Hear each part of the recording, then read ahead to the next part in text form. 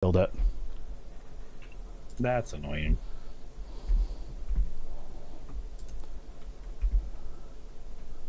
That's okay. They really want to be able to compete with Twitch, which is why they don't have any of the features.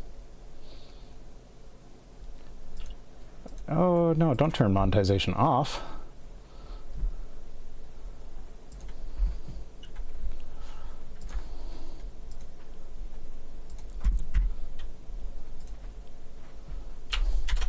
I don't know. I just put the link to what I hope is the new stream in the old streams chat, I think. Terran Ambassador, my chat. Who turned out the lights? Rhino's computer did. Okay. I'm live. I've got 20 viewers. Okay.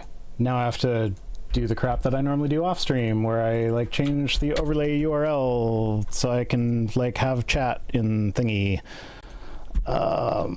So I found out that you don't have to change the overlay URL if you exit OBS and turn it back on. You and I are talking about different things, I think.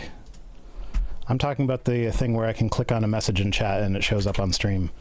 Oh, fair enough. Yeah, different thing. Okay, so I think that should work now. Drew Harrison says I have notifications. That's working. Okay. What a great way to start the stream. Now the eulogy is going to be that much funnier. Okay, read me my eulogy. Oh, since you're back from the dead. Mm-hmm. Now you need to know what's said about you. Fine. But first, people need to be able to hear you or see you. Your virtual cam is on. Hi. I'm a professional. Guys, we do this full time as our jobs. Can you tell? 1/10 of the stream, 1/10 of my stream has been dedicated to tech support before Rhino even got here. Speaking of Rhino, he obviously died for an amount of time, so I have to read a eulogy to all of you, written by ChatGPT. Ladies and gentlemen, esteemed guests, and those who apparently deemed it necessary to attend today, we gather here to remember a person who, for better or worse, left an impression on all of us, Vice Rhino. As we reflect on their life, let us try to find the delicate balance between truth and the obligation to say something remotely positive. Vice Rhino, a name that invokes a sense of grandiosity, or at least one would hope. They had a unique way of navigating through life, leaving behind a trail of unanswered questions and a peculiar scent of arrogance. Excuse me? Scent of arrogance? Scent of arrogance, that's what it wrote. Blame ChatGPT. The fuck does that even mean? I don't know. One might say they had a certain knack for making their presence known, whether we desired it or not. In the realm of interpersonal relationships, Vice Rhino was a force to be reckoned with. Their ability to disregard the feelings of others was truly unmatched. No, it is. Okay, no. That is so bad. That is. I have trouble sometimes on my channel. Like, I will write a joke and then I'll sit there for like 10 minutes not doing anything, being like, is that too mean? Now, there are some channels for which that is not a consideration, like Matt Powell. I will be mean as fuck to that asshole because he fucking deserves it. Yes. Plow King says, I thought he said the scent of elephants. Okay. Continue on with the completely irrelevant. Irrelevant. Irrelevant? The elephant in the room. Everybody's opinion on Vice Rhino. Yet, we can't help but marvel at their consistent dedication to self-interest, a trait that truly set them apart in the grand tapestry of human interaction. Vice Rhino was, without a doubt, a master of self-promotion. their achievements. Okay, ChatGPT has no fucking idea who I am. No, I can't it does fucking not. promote myself. God damn it. It's so bad. It's selfish. I raised $72,000 for charity over the last, 5 years. Don't worry. But I mean, this is the first stream where I decided I would put the subs goal up above my head so that everybody knows that I want more people to pay me. He's so greedy, guys. He has 16 subs. I know. So greedy. We were all privileged witnesses to the tireless efforts of Vice Rhino to convince us of their greatness. And for that, we are, well, witnesses. In the professional sphere, Vice Rhino's approach to teamwork was truly unique. They had a way of making their colleagues feel like supporting characters in the epic saga of their own success. It was a subtle art, a skill of taking credit. Oh, this part feels bad after the H-bomb video. Oh, no. Yeah. Jesus Christ. It ends with, may they rest in, well, whatever state of repose they've managed to secure for themselves.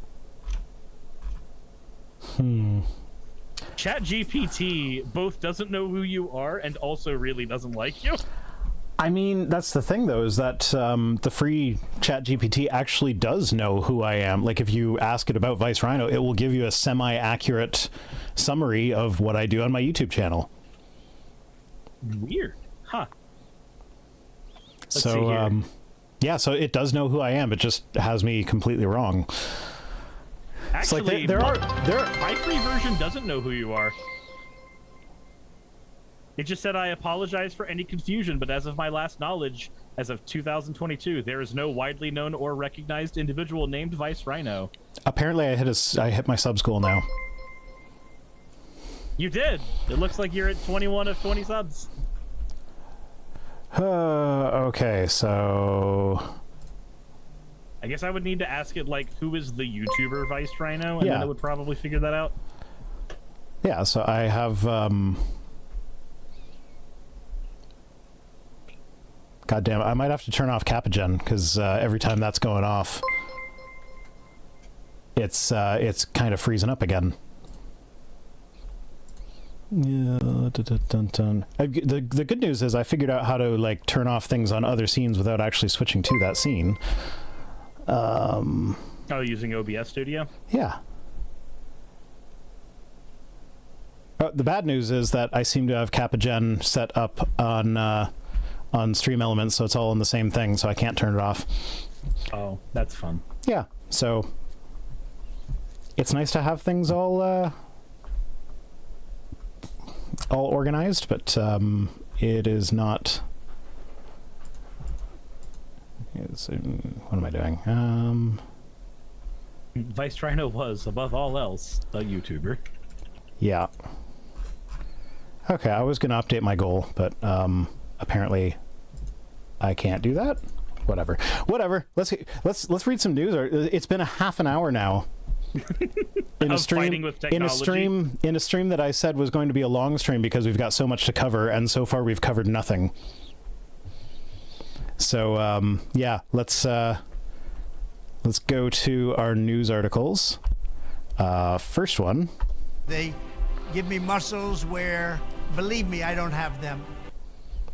Donald Trump. Yeah, this comes to us from The Guardian. Suit yourself, Trump offers scraps of his indictment outfit for $4,699.53 a pop. Jesus Christ. So, yeah, the grift continues, but he's literally at a stage of his life where he is selling literal scraps. He's selling literal garbage. A suit that's been chopped up, and people are buying it. Well, they are going to buy it. I'm not sure if it's actually available yet. You know there's going to be people who, if people will buy bathwater, they'll buy this. Well, I mean, all of his other NFT things have sold out. Anyway, I chose this version of the article because, this is... Okay, we've got a problem in journalism. Journalists are too afraid to inject their opinion in pieces where, it's warranted. You can have a fact-based journalist journalism article that is still written in a way that is amusing to read and is not just dry facts. Because like I'm not talking about stuff that belongs on the opinion page, but like this one I picked it because of the way it's written. The author very clearly despises Trump. And I love it. I'm here for it. Like, first sentence of the article: despite his claims, Donald Trump's business career has had many more failures than successes. Like, but he told us he's such a successful businessman. Yeah, his record of catastrophic investments has never held Trump back, and now the one-term, twice-impeached, 91-time felony charged former president has embarked on a new hustle, selling little cutout pieces of a suit he wore during one of his arrests. So, like, this is the thing where it's like, yeah, no, that is 100% fact-based, but they didn't have to put in that flair. You do have to ask yourself, though. So, like, okay, when I think of my expenses, and they're meager compared to what I assume somebody like Trump has with all of the shit he has to pay off and failed business ventures, I guess. His legal bills are probably bigger than I make in a year. But like, when I think of that number, just a little over $4,000. Yeah. That is every bill I have and then some. Mm-hmm. That is all of it. That is, hey, we've paid for every bill. We've also filled the fridge, and we're also going out to eat tonight, and it's going to be fancy. Yeah, like $4,000, that could feed my family for like 2 days. That's a joke about how many kids I have. I know. Just reminded of the fucking part in One Piece where they're like, it costs us 50,000 berries a day to survive, and it's all because Luffy eats all of the food, at every single ounce of it. Yeah. Says, it was a great suit, believe me, a really good suit. It's all cut up and you're going to get a piece of it. The audio clip was from his promotional video where he also said that, where he was talking about the NFT cards that you can get and how like, oh, they make me look better than I look in real life. I wish I really looked like that. They give me muscles that I don't have. Believe me. Like, yeah, I believe you. You don't need to convince me that you don't actually have those muscles. So to buy a piece of the suit, you first have to buy the entire set of 47 digital trading cards. Oh my, what? You can't even just... No, you can't just buy the suit. Just buy it. You have to previously have bought all this other stuff. No. This is a new run of trading cards that he's doing. Oh, okay. So you have to buy the entire set, and then you will get a complimentary piece of the suit. How can people look at the stuff he's doing and go, that's my president. That's the guy I want in 2024. How do you look at that behavior and then go, I want to be like that. I want my kids to grow up like that. What they see as super successful businessmen here, like these are the business moves that you need to do to navigate the world. No, these are a multitude of desperate attempts to monetize every aspect of your life because you're about to get just reamed by the U.S. legal system. Yeah. So after you buy the 47 cards, buyers will then receive a bit of the suit or tie that Trump wore when he was arrested. I'm going to go out on a limb here and say that it's not actually going to be the suit. It's just going to be blue swatches of cloth. Because, like, how are you going to verify that? Or he's probably gone to, like, Goodwill and bought a bunch of blue suits, and then he's just cutting those up. Yeah. I mean, I'm sure there will be some that are actually the thing. But there's got to be one billionaire who makes it his life goal to track down every piece of this suit and assemble the suit back together. Yeah, I've thought about that, and like that wouldn't be possible because, like, first off, you don't even know how many pieces of the suit he's selling, so like, how would you even know when you have them all? But then also, like I said, it's probably not actually going to be that. But then, according to the website, the suit is the most historically significant artifact in United States history. His suit that he was arrested in is more significant than the Declaration of fucking Independence or the Constitution. We're going to steal or a couple pieces of Donald Trump's suit. Abe Lincoln's stovepipe hat. George Washington's teeth. No, none of those are significant. You don't understand. His teeth were wooden. He made them out of the cherry tree that he cut down. Nope, there was a suit Trump wore one day, probably. That's gotta have it. Very important. You don't understand. And then we get another delightful bit of how much this author hates Trump with the suit is described as priceless. People can buy a piece of it for this much money. So clearly it's got a price. Jesus. Trump, a former TV host, touted his business career as a reason why he should be elected during the 2016 presidential campaign. His efforts have included Trump Vodka, Trump Mortgage, and Trump Shuttle, a short-lived airline. All failed. Go Trump, a travel site, didn't last, nor did Trump Steaks. A Trump board game was discontinued after 2 years. A Trump magazine folded, and Trump University was forced to settle fraud lawsuits for $25 million after being accused of swindling thousands of Americans out of millions of dollars. He's also filed for bankruptcy 6 times, but we already knew that. And then apparently in 2021, Forbes found that Trump would be richer, significantly richer, if instead of trying to do business stuff with his inheritance from his dad, if he'd have just like put it in a mutual fund. Well, because then he wouldn't be having to sell scraps of clothes off of his back. He's selling the clothes off his back to make ends He's selling meet. literal He's garbage. He's a true American entrepreneur. You don't understand. Yeah. Oh, so this is another I'm going to promote the Decoding Fox News podcast again because it's fucking fantastic. And one of the things they mentioned this week was like Fox has been going nuts over Hunter Biden and his ties to China or whatever. They're saying, like, oh, well, he did business in China and he knew this wealthy business guy in China who gave him a diamond. So despite the China? No, I'm getting there.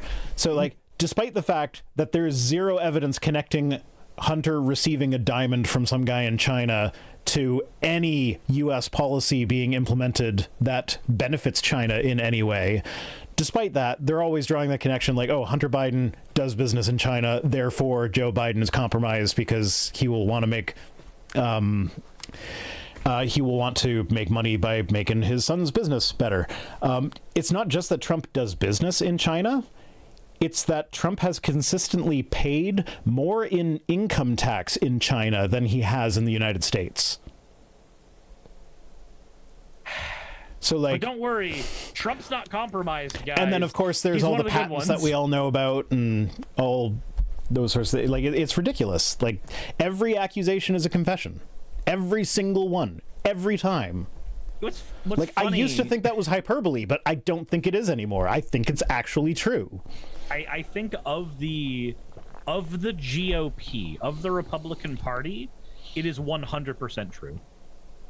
Of the party as a whole, and of the apparatus that supports the party, so Fox News.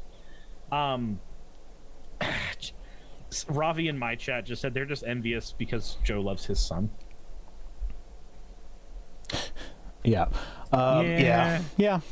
And so then they describe some of the ridiculous things, like Trump sitting in the chair that Lincoln sits in at the Lincoln Memorial, an image of Trump wearing a white cowboy hat superimposed over an illustration of some running horses.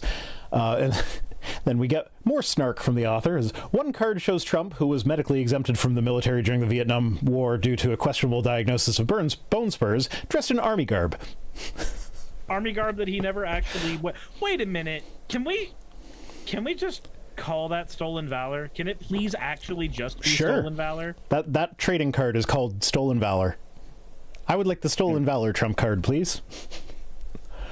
In any argument, that would be your Trump card against him. Now, if you go back and watch our stream last time Trump did this, I actually read some of the fine print, and it was absolutely hilarious. I didn't read the fine print on this one, but someone at Business Insider read the fine print, and if you do buy all 47 cards, there's fine print that says if they might not be able to send you a piece of the suit. So if that cannot be fulfilled due to an issue in manufacturing, production, or delivery, purchasers will have to settle for a limited edition Trump NFT instead. So you might not even get a piece of the suit. You might just get a 48th JPEG. You get 48th of a JPEG. Well, it can't be 48th of a JPEG because it's an NFT. It's non-fungible. It is the 48th JPEG because you have to buy 47 of them, so they'll give you the 48th. Jesus Christ. Yeah. So that's Trump selling literal garbage and people buying it from him because they're fucking it. Like, I'm not for victim blaming, but like, if you're buying literal garbage from him for $4,699, it's kind of your own fault at this point, especially knowing everything that we know about the guy. It's not victim blaming at that point, Rhino. It's called ethical bullying. I don't like that term. No, I can't use that. Anyway. How precisely did you decapitate Satan? That was Jesse Waters of Fox News. Complete fucking idiot. So this is a political candidate beheaded a satanic temple statue. Now he faces charges. Michael Cassidy, a former U.S. Navy pilot, destroyed a display of Baphomet which was being featured at Iowa State Capitol. This is one that I chose for last week, and I'm actually kind of glad that I didn't get to do this last week, because immediately at like Thursday morning, it came out that this guy had decapitated the statue. I'm like, oh, well, if I had covered that, then I would have only covered that the statue existed, not that some guy decapitated it. So yeah, former Mississippi political candidate is facing criminal charges after a bedazzled statue of Baphomet, a figure associated with the Satanic Temple, was discovered decapitated at the Iowa State Capitol. That's a bit misleading. It wasn't discovered decapitated. He turned himself in immediately after doing it because he thought that would win him cred points or whatever. I turned myself in for this because I believe that the United States government deserves to know what I did, but they also deserve to know that I was right and everything I did was sponsored by the best sponsor in the world, God. Brought to you by Carl's Jr.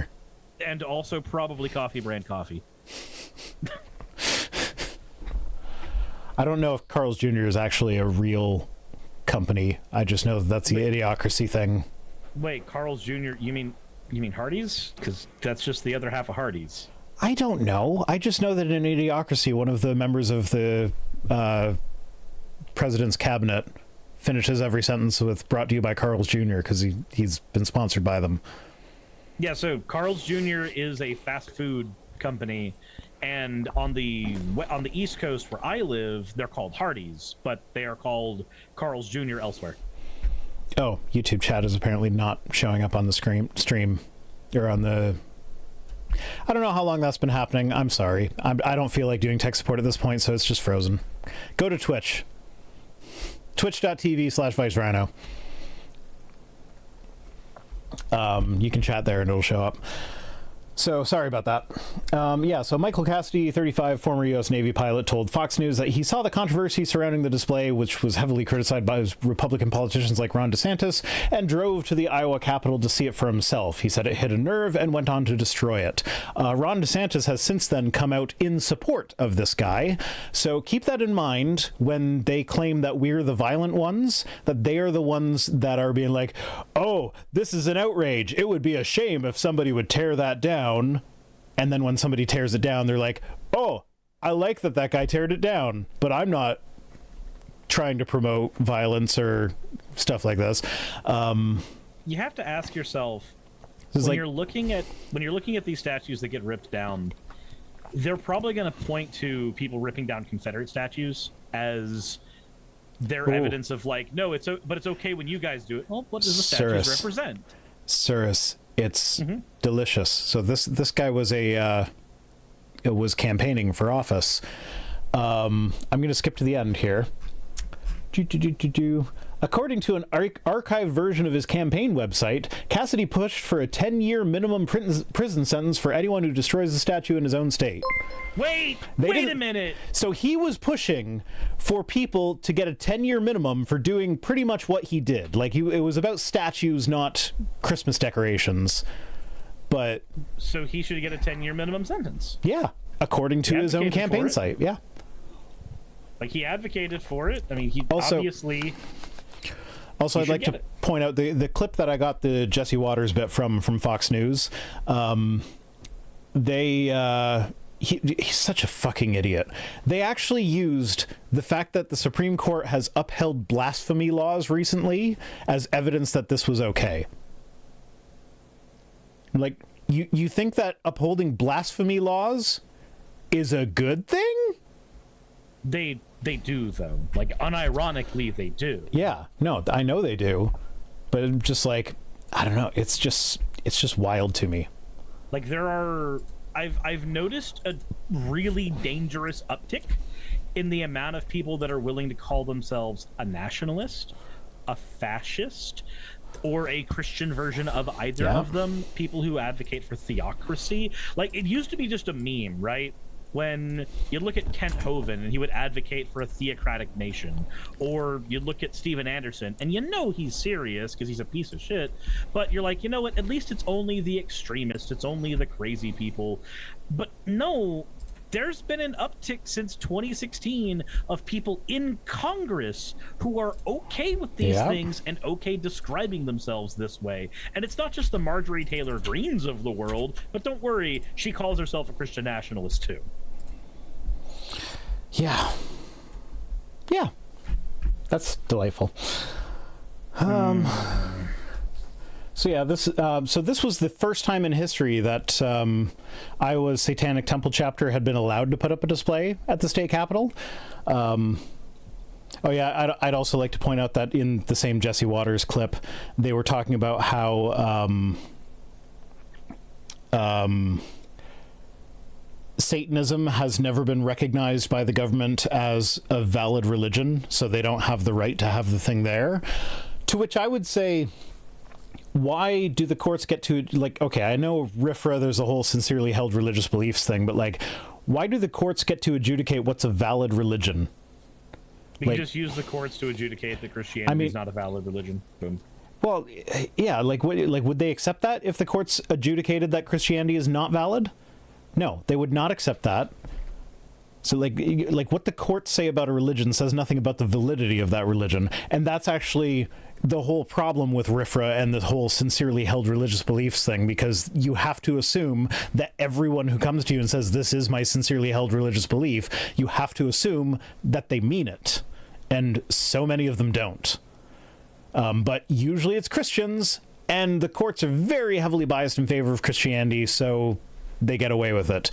And this is why separation of church and state is such an important issue. So I would agree that the Satanic Temple display should not have been up there. Neither should a Christian one, because the government should not be seen to endorse any religion. But if they're going to endorse a religion, they should endorse all the religions. Like, any religion that wants to put up a display should be allowed to. And the fact that this guy thought it was justified to go tear it down because it's not a religion he approves of is just stupid. I hope none of this is stuff that I have to hear in 5 days when I go to Christmas with my very conservative family. Because, like, during Thanksgiving, there was already a moment where people started talking about Trump, and I just kind of, like, sat there going, I don't have to be there the entire time. It's okay. We're here for a little bit. We don't start a fight. It's fine. You get the ability to say everything you want 100% of the time. You can manage this one time. Yeah.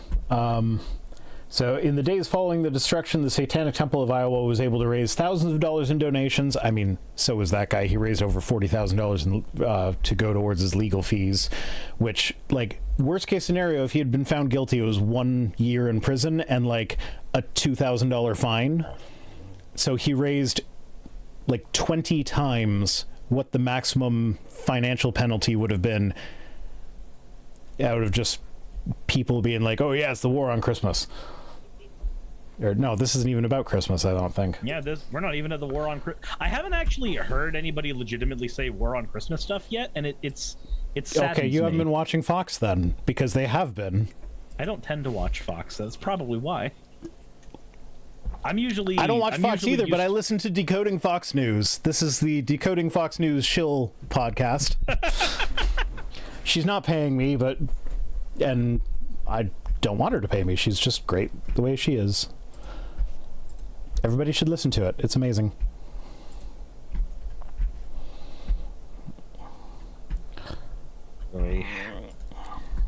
I just have to know what goes through somebody's head when they I know what it is. It's that they think that they're on a righteous crusade. People like this think that they are on the right side because God ordains them. So it's okay for them to go do violence or a stand-in for violence in this case. It's all right for them to do it, but it's not okay when other people do it when they're like, slavery was bad, so we get rid of the statues of people who did the slavery.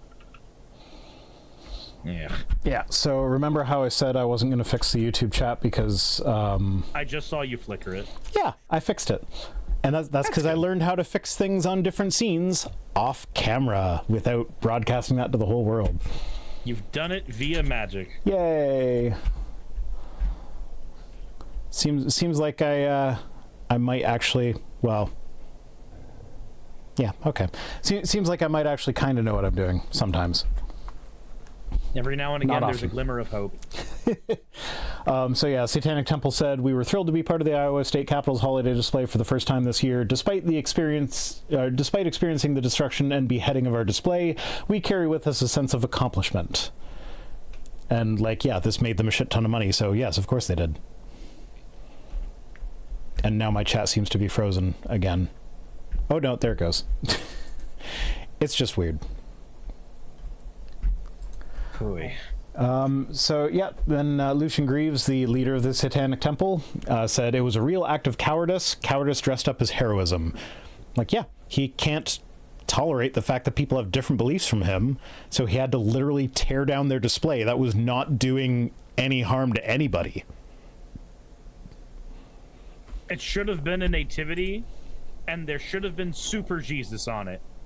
You don't understand. There probably was a nativity right around the corner. There should have been 2 nativities. Yeah. Probably. Sure. Why not? Yeah, so here we go. Cassidy was arrested and faces vandalism charges, which could carry a 1-year prison sentence and a $2,560 fine. So that's the maximum term. He has since been released and raised $40,000 in legal fees following praise from Republican politicians, like Ron DeSantis, and far-right pundits across the country. So, like, the guy's making bank from having vandalized someone else's display. Like, how would they feel if somebody did the same thing to a nativity scene and beheaded the baby Jesus and then raised $40,000 from it? Do you think they'd be happy about that? Like, these people are completely incapable of feeling empathy for anyone with different beliefs. They would say that that's evidence that George Soros is funding everything. So, Lekis Cool says the stream does keep lagging, but if you've already had to reset it, I'm just blaming the store over my house right now. No, it's on my end. I have been seeing it freeze up every now and then. OBS still keeps freezing. I don't know why. It's stupid. Like, I don't know. Like, if I look at my performance, no, I am not recording. I am not recording locally. So it's just so like. My CPU is only at 30% usage. My memory is at 47% usage. Ethernet is only transferring like 7 megabits per second. I have a 1.5 gig connection, so that's like 1% of my connection speed is being used right now. My GPU is at it's okay. GPU is fluctuating a bit more than the other things, but it's like 12 to 20% most of the time. So like, I don't know. My equipment should be able to handle this shit. My equipment's saying that it's handling it fine, but then OBS just keeps fucking up. It's just lying to you. You can't trust it. They're saying the audio is fine. It's just the visual that freezes, which I've been kind of assuming that. So I'm glad that you guys can still hear me when I'm not waving my arms around. So that's fine.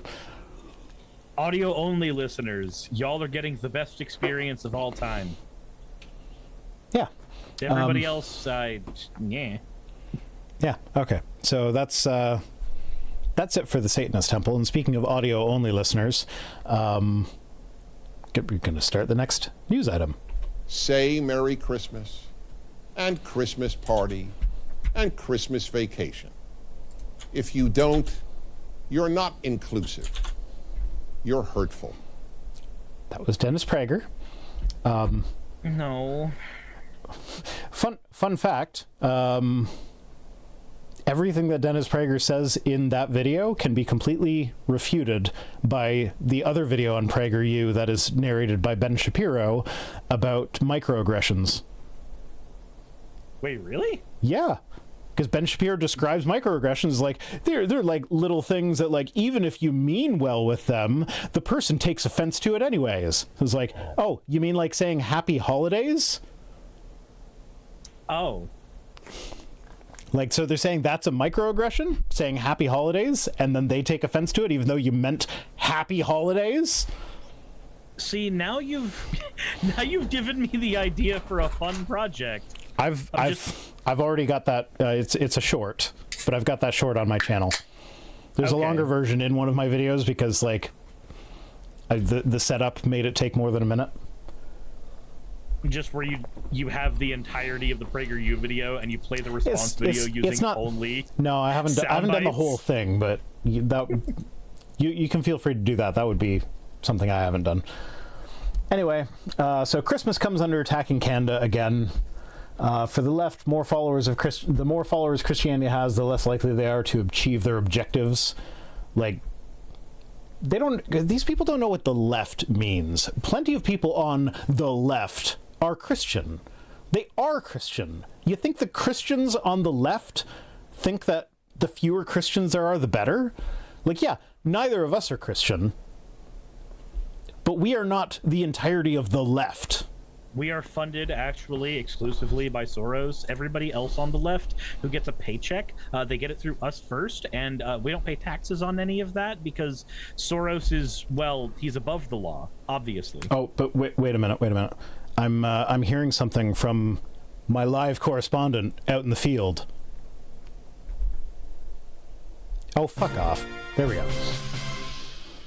This is Vice Rhino reporting live from the front on the war on Christmas. Looks like the atheists have lost some ground as there's this big-ass tree here in the mall in a public space. That's just obscene. We've lost ground in the war on Christmas, guys. They've got a tree up in that was the Eaton Center in Toronto. Jesus Christ. Anyway, the Canadian Human Rights Commission, CHRC, recently released a report funded by taxpayers. It's not a report, by the way. I read the thing. Funded by taxpayers addressing anti-racism in the workplace. Surprisingly, the report labels Christmas and Easter holidays as forms of discrimination and religious intolerance. So since I read the report, I figured I would actually, like, show it to you guys. Do you want to see everything that it says about Christmas and Easter in its entirety? Sure. Because it's contained in one paragraph. So in the section, Religious Intolerance is a form of discrimination Canada. So the report is called Discussion Paper on Religious Intolerance. And it's not like an actual, like, report sort of thing. It's just like somebody wrote, this is what intolerance is, this is what we can do about it, and that's pretty much it.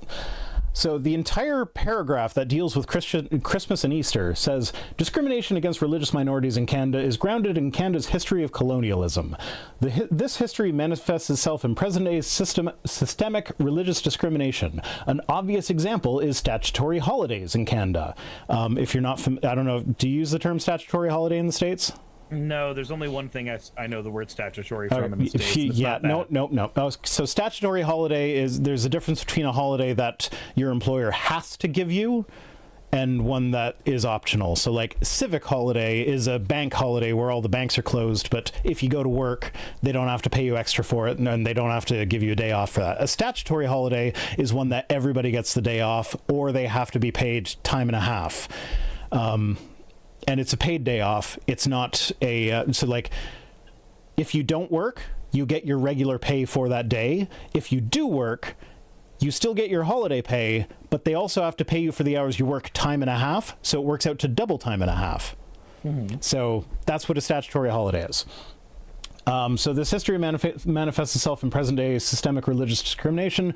An obvious example is statutory holidays in Canada. Statutory holidays related to Christianity, including Christmas and Easter, are the only Canadian statutory holidays linked to religious holy days. As a result, non-Christians may need to request special accommodations to observe their holy days and other times of the year when their religion requires them to abstain from work.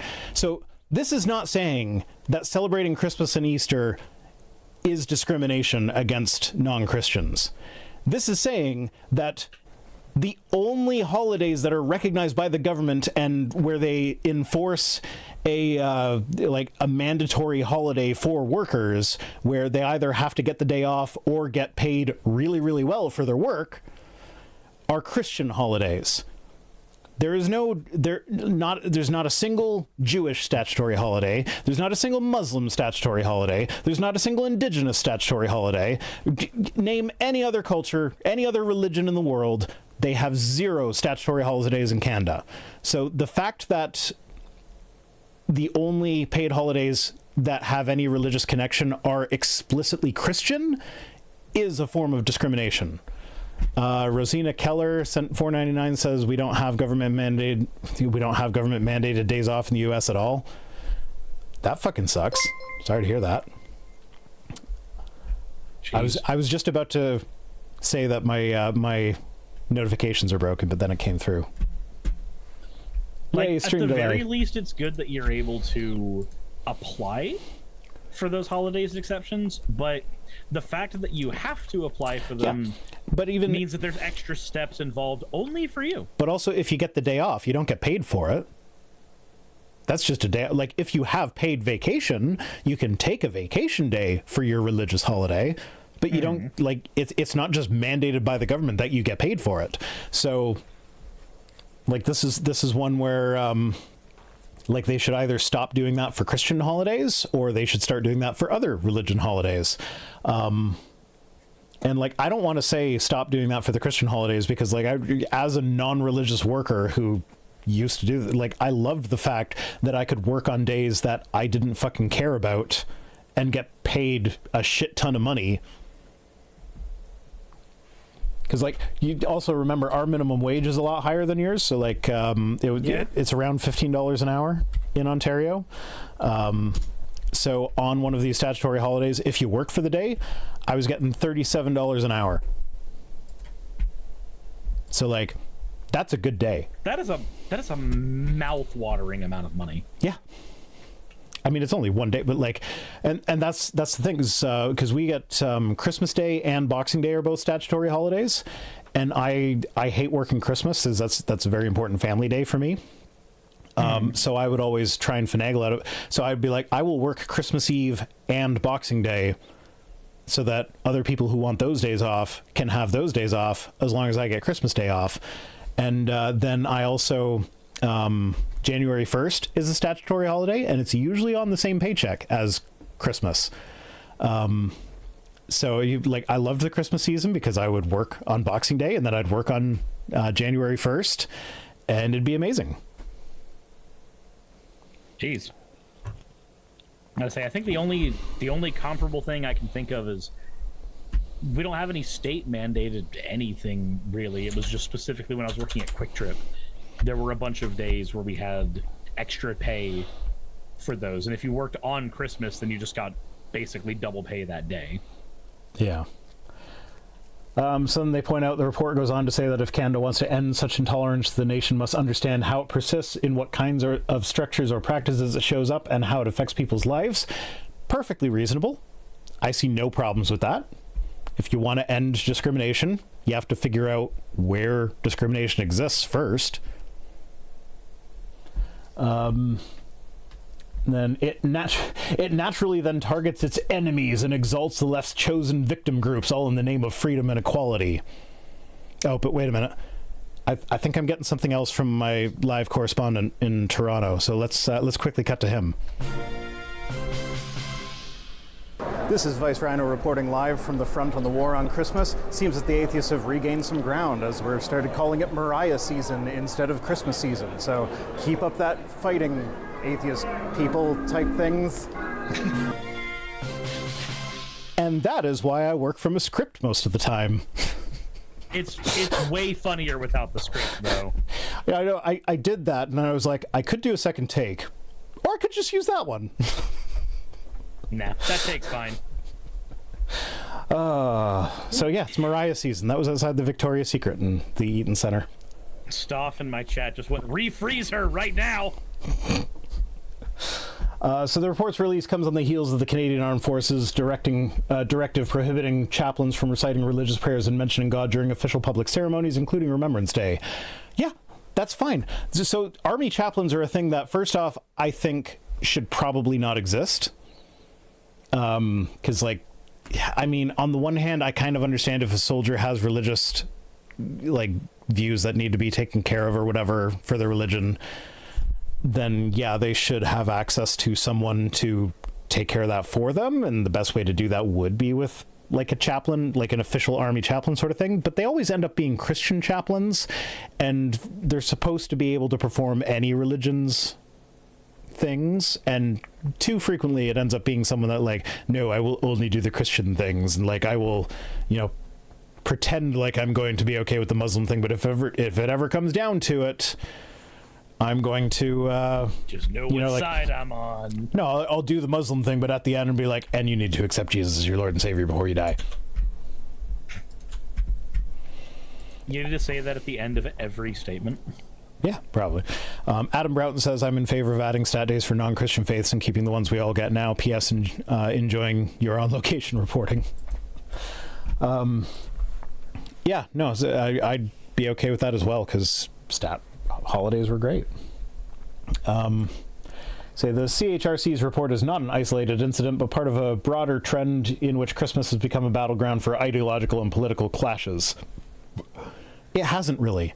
Like, I opened this fucking stream dressed as Santa Claus, wearing my stupid, ugly reindeer Christmas sweater. This is actually not mine. This is my partner's. I borrowed it from her.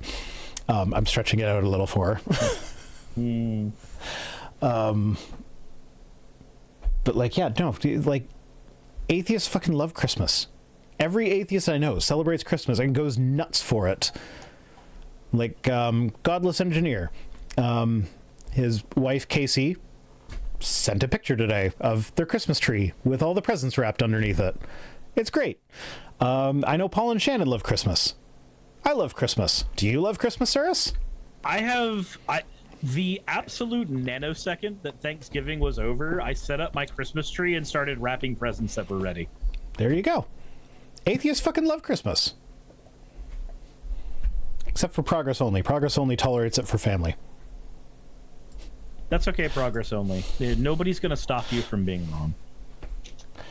Yeah, and so what really drives me nuts about this is, like, Christians say, like, we want to stop Christmas from being secularized. We want to, like, stop the war, like, keep the Christ in Christmas, like, keep it religious. Okay, you know what happens if you keep Christmas religious? It becomes fewer people celebrate Christmas. It becomes something like Ash Wednesday. Nobody observes it, except there's like one day a year when you notice that you'll see the occasional person with like dirt smeared on their forehead in the shape of a cross. That usually doesn't stay in the shape of a cross. It kind of turns into a blob at the end of the day. There will be people with like a gray blob on their forehead. And that's how the rest of the world sees Ash Wednesday. It's a weird day that they'll remember that it exists when they see someone with a blob on their head. It's like, all of the best parts of Christmas are secular. Like, we don't give gifts because Jesus got gifts like from the Magi. We give gifts because it's a fun thing to do with your kids and your family. We have family dinners that, like, it's not about the religion.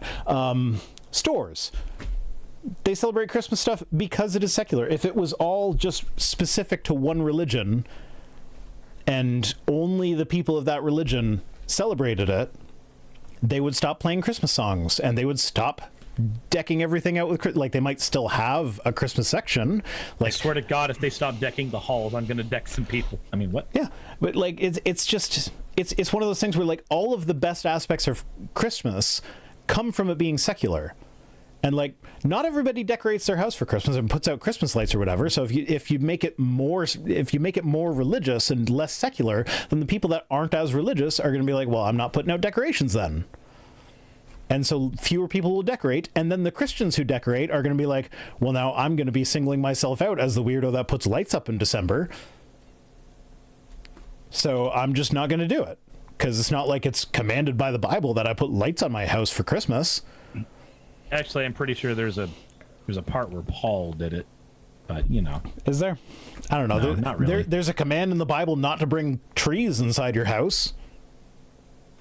So like, there's been a tree inside my house for years. It gets taken down and put back up all the time. Yeah. So yeah, like if you keep the Christ in Christmas and take all the secular stuff away, you lose Christmas. It just becomes another weird religious holiday that only the hardcore Christians celebrate, and the rest of the culture just ignores it. So do you really want to win the war on Christmas if that's your goal? But I mean, now that I've said that, I'm hearing something else from one of my live correspondents. So let's cut to my other live correspondent in Toronto. Apologia here, live from the War on Christmas. We are here in front of City Hall, of all places, and they've got this thing, a tree for Christmas. If you can believe it, I am fed up. That's not Paul. He didn't look like a cartoon. That was Paul. No. Paul looks like a cartoon. Yes, that was Paul. That was a person calling himself Paul. It sounded like Paul. Well, no, Who sounded like Paul. He didn't lower his voice to make himself sound deeper. Actually, I say this after having actually hung out with Paul in real life.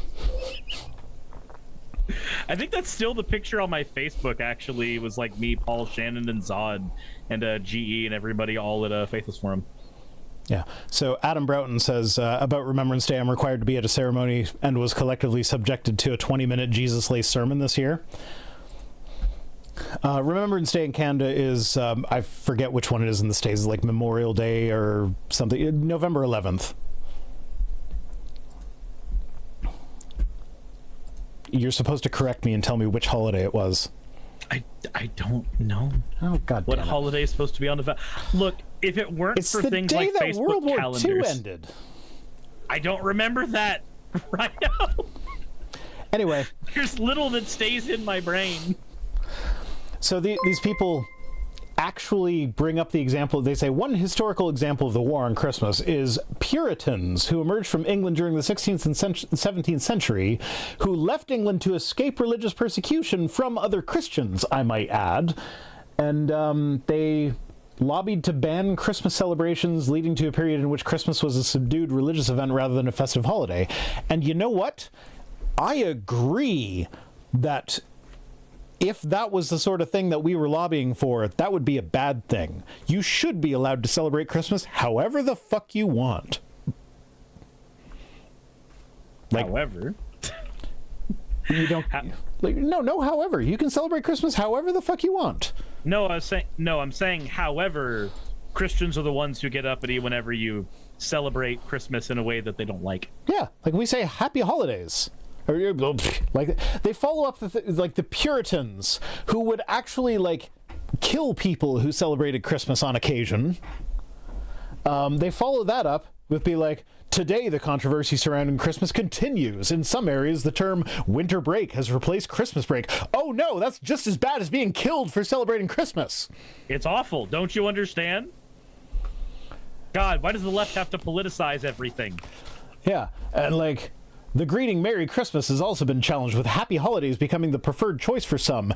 You can't even lie about it properly. This is your own fucking article. It's the preferred choice, which means they're free to choose it. So I'm not gonna lie. Do you not fucking get it? I'm sorry. I shouldn't be screaming. My kids are asleep. I think I like Unhinged Rhino. I think we need more Unhinged Rhino. I'm channeling my inner Steven Anderson. But like, Jesus Christ. They say it's the preferred choice. It is your choice because we live in a free country where you can choose to celebrate it how you like, or you can choose to not celebrate it. And if you don't celebrate, you can say happy holidays to people because there are other holidays there. And like, Christmas is one of the holidays. So saying happy holidays, it includes Christmas. Even if you pretend that there's just the one holiday, if you just go, Christmas is the only one that's there, we still celebrate it for multiple days. And the fucking term happy holidays has been around for fucking ever. Like, Bing Crosby opened and closed his annual Christmas show with the song Happy Holidays in like the 1950s or what the fuck ever. That's like people who get angry at whenever you see Merry Xmas, and they don't realize that the X isn't trying to pretend Christmas isn't there. It was literally It's Christian Greek shorthand for Christ. Yeah, it was Greek shorthand the entire time. Yeah, diehard anime otaku says Puritans thought merriment was sinful. Yeah, I know. Paul thought merriment was sinful. Yeah, Paul was a Mennonite, wasn't he? Not that Paul. Oh, different Paul. Paul, the guy who wrote the books of the Bible. Are you sure they aren't the same person? I mean, you lied to me about who Paul was once already on this stream. Anyway, I love this. So leftists see religion and Christianity in particular as a threat to the worldview. They view Christianity as a form of oppression and an obstacle to their revolutionary goals. What revolutionary goals? In their eyes, the more followers Christianity had, like that's the thing from the beginning. But then they say, it's worth noting that the left has a different stance toward Islam, which they perceive as an ally in their battle against Western civilization. No, What? the fuck we don't!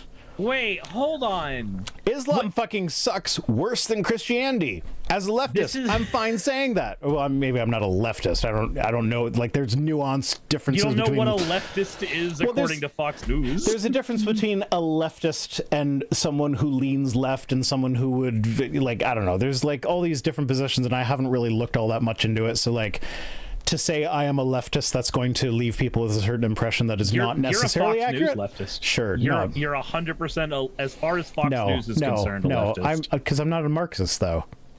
You don't have to be a Marxist to be a Fox News leftist. Yes, you do. Yes, you do. No, they'll call you one no matter what you believe. They'll be like, anyway, liberal, so Marxist. So about this Islam thing, people who watch my other channel might be familiar with the story I have told of. There was a guy I used to work with who was a Trump supporter, basically, like a Canadian Trump supporter. What the fuck is that? But there's a story I've told where, like, I let my daughter paint my toenails in rainbow colors. And then I told people at work, like, yeah, my daughter painted my toenails. It's a rainbow for Pride, because it was June. It was for Pride Month. She painted my toenails a rainbow for Pride Month. And everybody thought it was cute, except for that guy. He refused to talk to me for the rest of the shift. He wouldn't go near me. He was afraid that he'd catch the gay or something by being near a guy with rainbow toenails. And it was fucking hilarious. And it was a great shift because I didn't get along with him because he's a fucking Trump supporter. Why would I get along with him? I don't need to listen to these damn queers with their painted toenails. But I remember a time when a bunch of Mennonites came out of the elevator and came into the restaurant, and I saw how their women were all dressed from head to toe in basically the Christian version of the hijab, and I made an offhanded comment about how, like, that I hate how they make their women dress like that.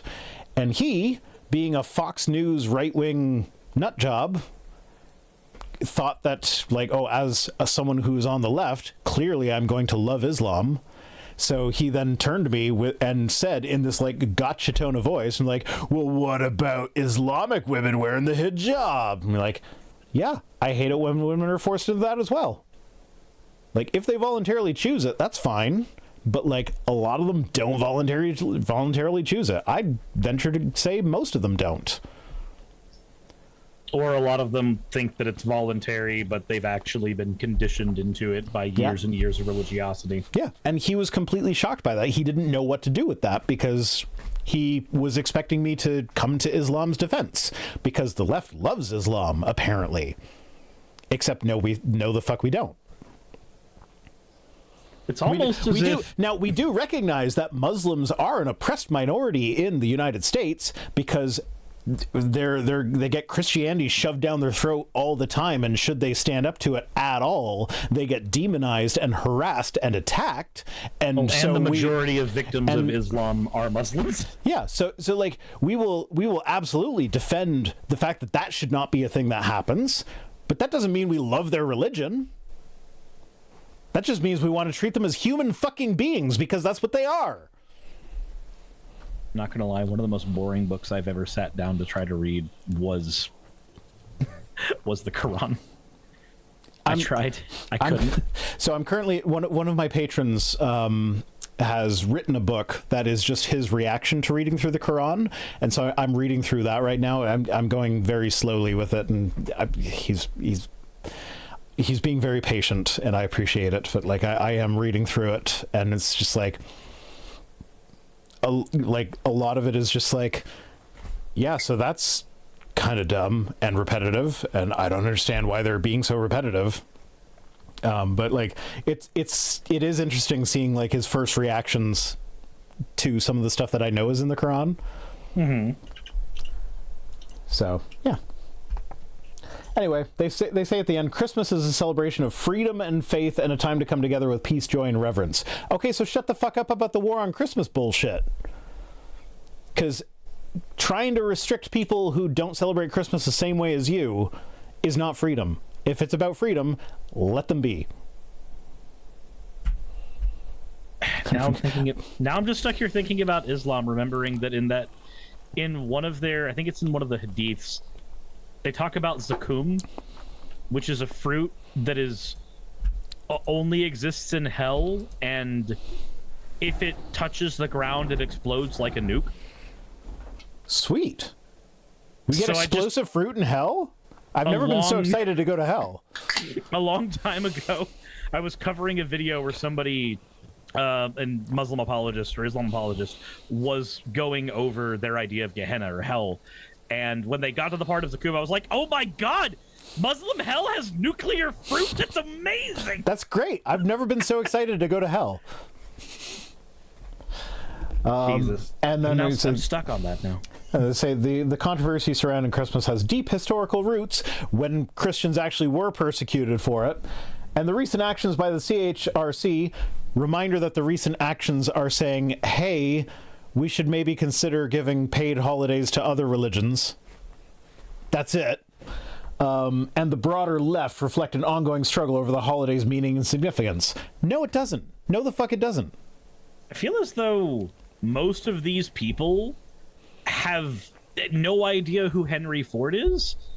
Because Henry Ford was one of the ones who, like, championed the idea of the modern-day war on Christmas.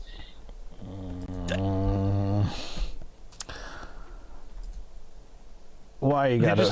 Why do I have to remind you that Henry Ford existed? Yeah, he's Henry fucking Ford. Look, he was an inspiration to the Nazis. I was about to say, he's about as adjacent to the Nazis as a brother to the Nazis could be. Yeah. Okay, that's it for this one. It gets bigger when I pull on it. Sometimes I pull on it so hard, I rip the skin. Well, my daddy taught me a few things too, like how not to rip the skin by using someone else's mouth instead of your own hands. Will you show me? I'd be right happy to. That was a longer clip, but I feel like it was worth it. That's why you asked where that was. Yeah. So I have context now. A congressional staffer apparently filmed some hardcore porn inside one of the Senate's hearing rooms, because why not? Like, how could I not cover this? How could we not cover this tonight? Well, the guy obviously didn't cover his backside. Mm-hmm. This is a short article, so I'm just going to read the whole thing in its entirety because I love the way it's written. This is another story where, like, it was hard for me to find one that was entertaining because it was all like... everybody's going to be very worried about making sure they're sterile. Everything was very dry, as it should not be in this case. So Yeah, It was I had to hunt sterile for when it wasn't supposed to be. This comes to us from Uprocks, which that's not a source I would normally use that's reputable, but it's the one that was written in the most fun way. So lots of unprecedented things have happened on Capitol Hill over the last few years. There have been spats from gun-toting lawmakers over metal detectors. Triumph, the insult comic dog, visited there and caused a mini-scandal. Then there's the whole failed coup thing. But few were expecting to learn hardcore porn was shot inside the vaunted building. Per Mediaite, footage recently reeked. Yeah, it probably reeked. Probably reeked a bit. Footage recently leaked to the Tucker Carlson founded The Daily Caller. I didn't know that Carlson founded The Daily Caller. I knew it was a rag, but I didn't know that it was founded by Tucker Carlson. That explains a lot. Finds two. It's the wrong version of two. It's TWO, guys. Come on. Get it together. Two unidentified men engaging in some anal sex in one of the Senate hearing rooms. A source identified to the room to the Daily Caller as Senate Room Hart 216, the Judiciary Room. The caller blurred out his face because his identity has not been confirmed. Daily Caller chief national correspondent Henry Rogers reported it appears to be unprotected sex. Like, someone, as part of their official job, got in front of a camera and spoke into a microphone about someone filming hardcore gay sex in a Senate room. A Senate room. They just got up and were like, "Yeah, it appears to be unprotected sex." I was definitely not staring at the wiener, but I had to stare at it for some amount of time. I examined the video closely, and he does not appear to have used protection. I had one hand on the mouse, and one hand was definitely on the keyboard. I promise you, America. I mean, there's a reason you usually only see one of my hands up here on the stream. Yeah, the other one's busy shuffling a deck of trading cards. Yeah, that's what I'm doing. Yep, shuffling. Oh wait, no, that's my excuse. Sorry. Is it? Luigi Potter says, "There is not a condom. I repeat, there is not a condom." I mean, yeah, it's my excuse. It's my shuffled deck of playing cards. The video was originally shared in a private group for gay men in politics. One member apparently leaked it to the Daily Caller. Yeah, leaked. He leaked some Santorum to the Daily Caller. Oh no! The evidence! It's got everywhere! I need a black light to find it now. And if you are confused by my use of the word Santorum there, look it up on Urban Dictionary. There's been some speculation about who was involved in the video. I mean, the guy's been fired since then, so I assume the speculation proved to be correct. One person who came up was Aiden. I don't know how to pronounce his last name, but yeah, that's the guy who was fired, so it's probably him. He was a staffer for 80-year-old Democratic Maryland Senator Ben Cardin. This person denied the allegations. Cardin's office has yet to weigh in on the video. I mean, they fired the guy, so that kind of counts as weighing in, I would think. I'm gonna be honest. I feel like if you've got the balls to do that, they need to just promote you to like a special services office. I mean, I feel like Matt Gaetz could do that and nobody would question it. But then they end the article, the last sentence in the article is, on the plus side, Congress last week bid adieu to its most chaotic member, which is saying something, that's George Santos. Yeah, I mean, look, all he did was support independent creators on a platform that we will not name for legal reasons, with money that may or may not have been from his campaign, and we think that he's a God-blessed American, and God, he blessed some honkers with that money that was probably from his campaign. Yeah, and the halls of Congress, probably not the best location to film your gay porn. So, firing the guy was the appropriate course of action to do, but, of course the right is running with this and be like, look at how depraved they all are. Never mind the fact that, everybody on the left is like, yeah, this is funny, but yeah, he deserves to be fired for it. It's like, if I filmed myself having sex in a restaurant that I worked at, I would expect that if the restaurant found out about that, I would be fired for it. Actually, you know what? I'll use a real example. I actually had sex in a church that I worked at. Like, the church literally paid me to have sex in their basement. If they had found out about that, firing would be the expectation. I would not expect anything less than that. So it's like, yeah, no. You shared a video of you having sex in a spot where you're not supposed to be having sex. You get fired for that. Yeah. It's just how it is. It's a risk you take. It's a risk you take. So, Neuromdiput says, remember that time that Marjorie Taylor Greene gave a guy a handy in a public place with lots of people around? That was Lauren Boebert. And I love that you confuse the two because they fucking hate each other. But they are the same person. So it's an understandable mistake. One has a squish face, the other has a horse face. You be the judge of who's who. One has a squish boob on camera in the theater.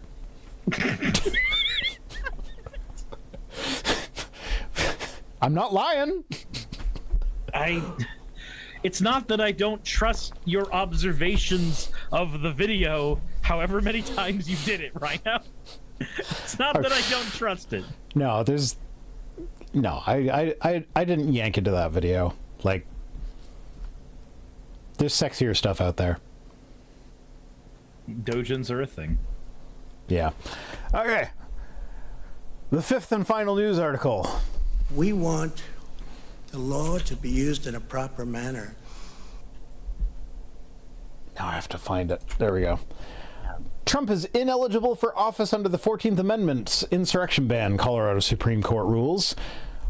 This is another thing that the partisan hacks Supreme Court of the United States is going to overturn, but for the moment, let's just be happy.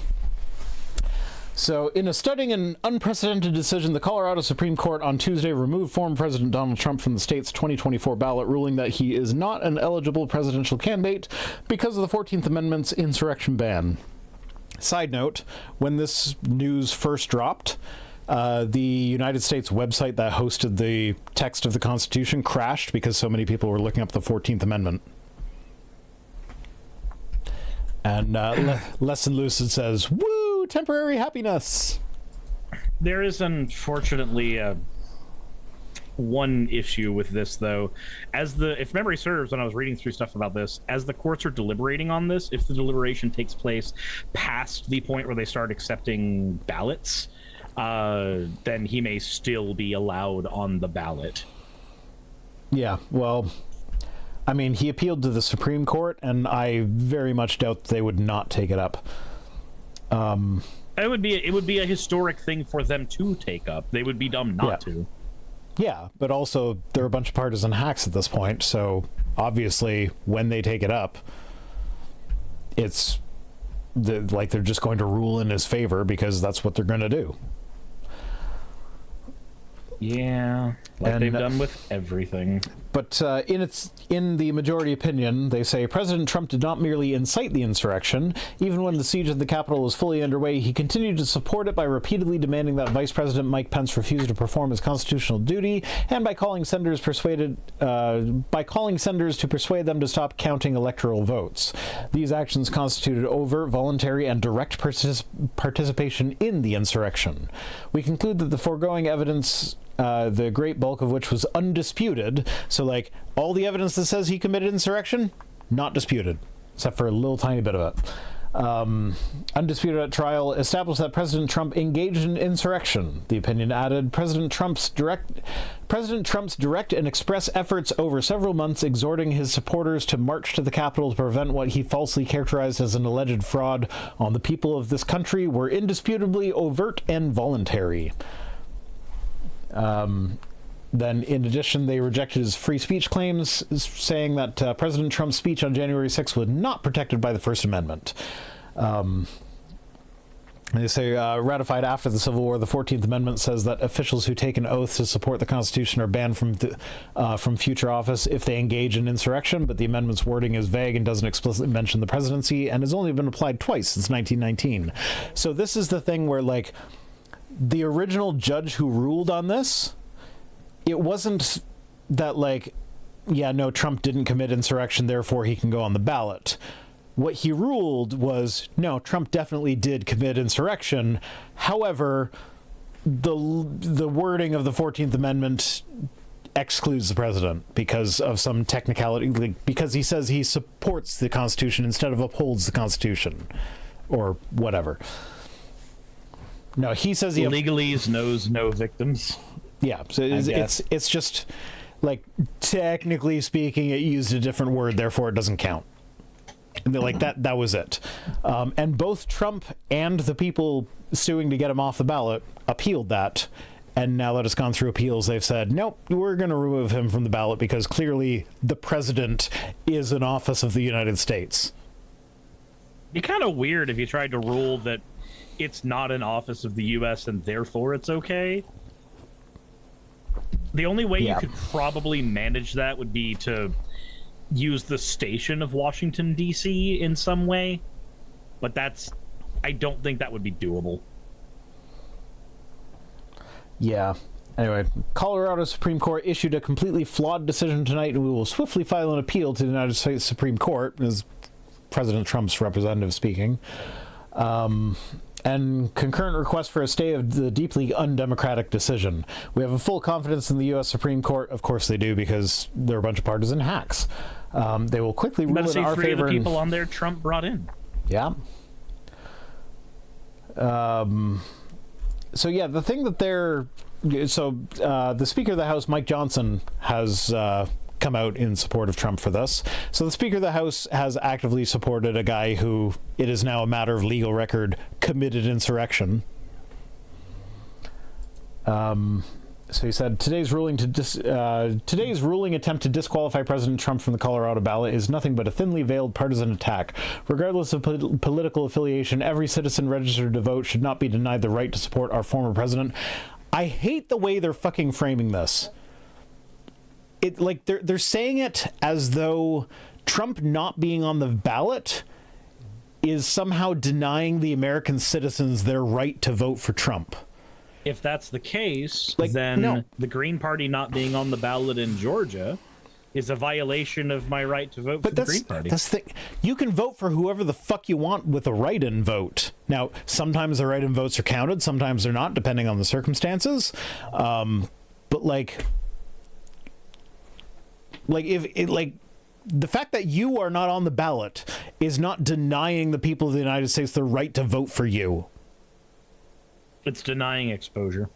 Yeah, no, that's you don't have the fact that every citizen of the United States who's eligible to hold the presidency is not on the ballot is not a denial of the rights of the people to vote for those people who are eligible for presidency. Can you imagine? This is the vote is a job interview. It's not about rights. If you go into a job interview and be like, yeah, you know what? I did send an armed mob to your corporate headquarters to try and force them to hire me. And you not considering me for this position would now be somehow violating the rights of the people that went to try and force you to hire me before. No, that's not how it works. It's a fucking job interview. Are you qualified? Are you not qualified? No. It doesn't matter. I can just say no. That's it. Wouldn't it be funny if the end result of this is the need to literally copy-paste the United States Census into the available votes, and there's no party lines available or anything at that point? It's just every single person there, hit Control F to find the person you're voting for. Yeah.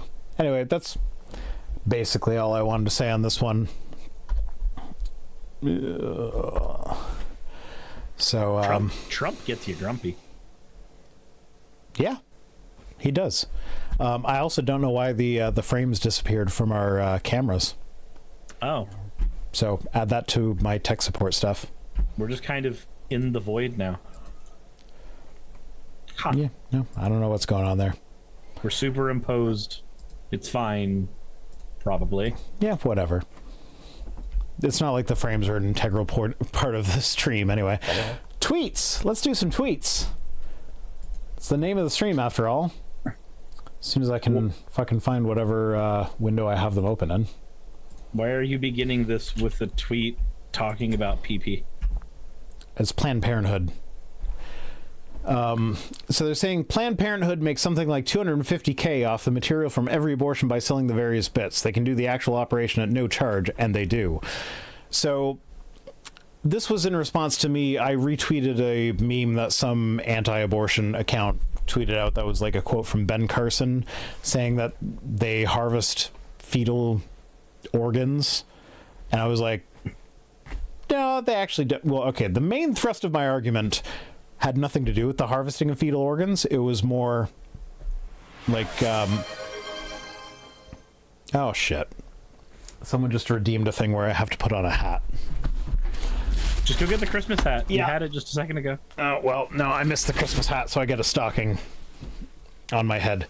That's basically a Christmas hat. That's basically a Christmas hat. So, yeah. What was I saying? Yeah, so I made the argument. This is a terrible point for me to put on a silly hat. I made the argument that my wife, when she died, she was still being kept alive by a bunch of machines, and she still had brain activity. And the brain activity she had was more than 99% of aborted fetuses have. But she was legally dead. She was declared dead because she was. And then they were able to harvest her organs and give them to people who needed them. So even granting their point, someone who is legally dead has more brain activity than the fetuses that they're complaining we are murdering. Also, just in general, I'm not gonna lie, I don't care if the fetal tissue is sold off. I don't. But that was my main point. The problem is that, like, people, like, I finished that up with saying, oh yeah, and by the way, they're not harvesting fetal organs. Which is a true statement, but it's one of those, like, it's technically true, but, like, they do harvest fetal tissue for certain things. Mm-hmm. And so I got a bunch of people in the replies being like, oh, actually, they do harvest fetal tissue. And be like, yeah, they do. That's not organs. Tissue is not organs. And, but organs are made of tissue. And be like, yeah, that's nice. But, like, this chair is made of leather. Not all things made of leather are this chair. Do you not understand how that works? It confuses me looking at any of those, looking at arguments against harvesting of anything from people, whether they be fetuses or what have you. Dead is dead. Once somebody is dead, I think that it would be more moral for the pieces of that person to be used to further the survival of our species. Yes. And people get mad about that. And I agree with that. That's why I'm an organ donor. That's why my wife was an organ donor. But my point was that most people were completely ignoring the brain activity part and just focusing in on the, well, technically tissue is contained in organs, so, like, yeah, he might have been technically incorrect, but they still harvest things from the fetuses. These are the people that use technically correct gotchas all the time because it's the only thing they understand. Yeah, so this guy's saying, but what's even worse, like, this was the most egregious response, because he's saying they make $250K off the material from every abortion. Like, even the conspiracy theory nutjobs who made that stupid fucking video that supposedly showed Planned Parenthood selling off baby parts, which it didn't, but that's what everybody thinks it did.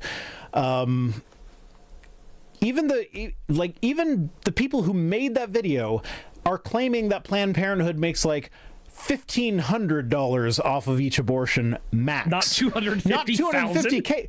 He's 2 orders of magnitudes off of the crazy conspiracy theory. Jesus.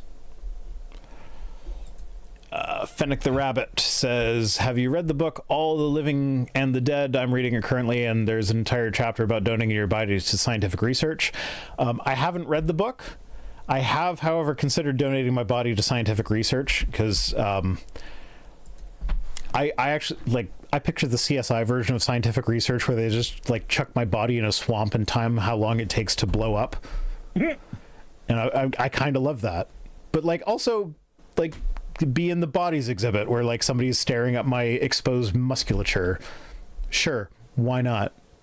They just pump you full of formaldehyde so they can show you to the kiddies. I'd be good with that. Did you see this video? Yes, I did. So the context here is some guy was doing a video project where I don't know what the project actually was, but like he was going. Was it a video project or was it one of those YouTube channels that just does on the street interviews for? I got the impression that it was like a college project, and that was what he decided to do with it. But like he was going around interviewing people, and like he got to this guy and he's like, so would you rather have what was it? It was like LGBTQ rights or a good economy. It was economic stability or LGBTQ rights. Yeah. And so this guy was like, both?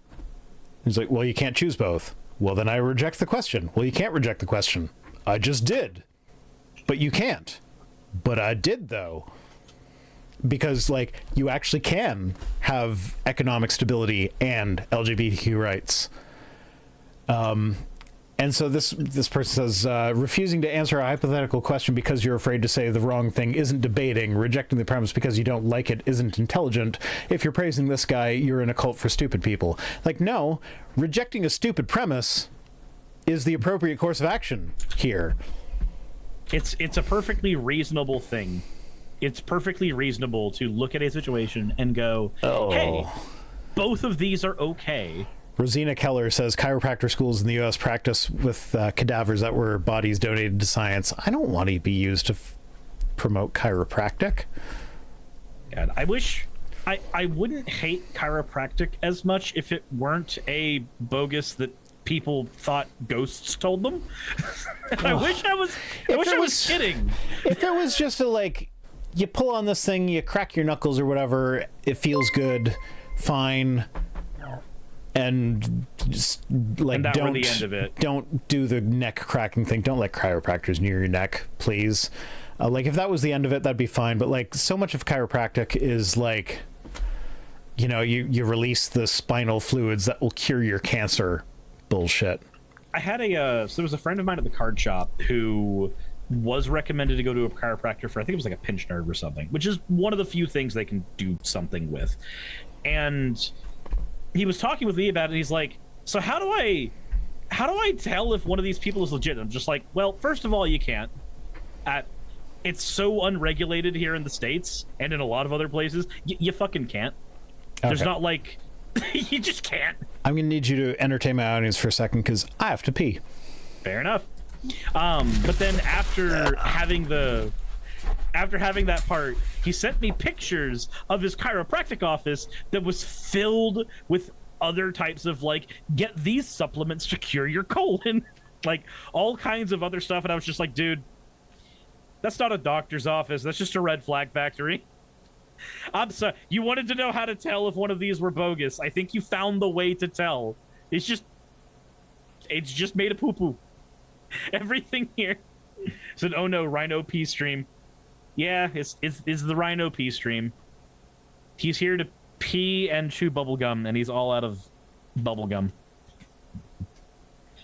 Lulu Bear Lorian says the lack of oversight of medical services in the United States is terrifying. It is.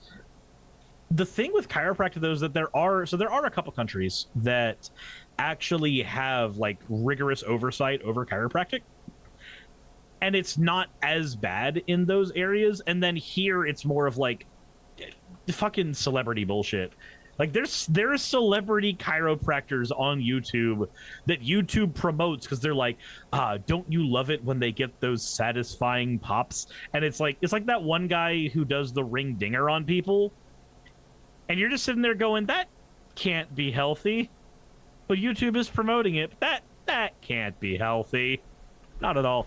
For those who don't know what the ring dinger is, it's when somebody takes a towel and wraps it around your neck and then holds you in place on a table, and then they rip the towel back, which like pops your neck, kind of.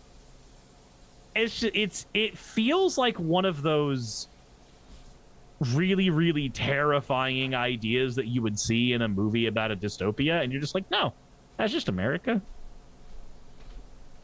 Drew Harrison says the fact that they sell homeopathy in the pharmacy, yeah, that's because both supplements and homeopathic remedies are not.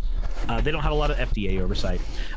There is one medication that felt weird to me because it says homeopathic on the medication, but it's not a homeopathic medication. There's zinc tablets that you like Zycam. Somebody just told me to hydrate. Actually, so there's a thing that not homeopathic, but as a supplement. One of the things that bothers me is melatonin. Melatonin is a substance that has real medical benefits. Specifically for people with ADHD, it helps them actually get like a good night's sleep. And because people with ADHD often struggle with sleep as well. I mean, I have melatonin I take for sleep. Yeah, but because it's a supplement, because it's not like the supplements get their own little category where they basically escape all sorts of regulations. You don't know if the melatonin you're buying actually has the amount of melatonin that they claim to have on the bottle in the gummies or whatever. Like, I wish they came in pill form because the gummies are gross. I actually don't mind the gummies are what I have. I don't mind them so much. I think the biggest issues with them being gummies, though, for me, isn't the flavor. It's that the amount of melatonin per gummy is inconsistent. Yeah. Which is the same. It's the same issue you get with like weed gummies, right? Like gummy edibles have the exact same problem. Not in Canada, because weed gummies are legal and very heavily regulated in Canada. Oh, so there's not. So they all have like exactly 10 milligrams of THC in them or whatever.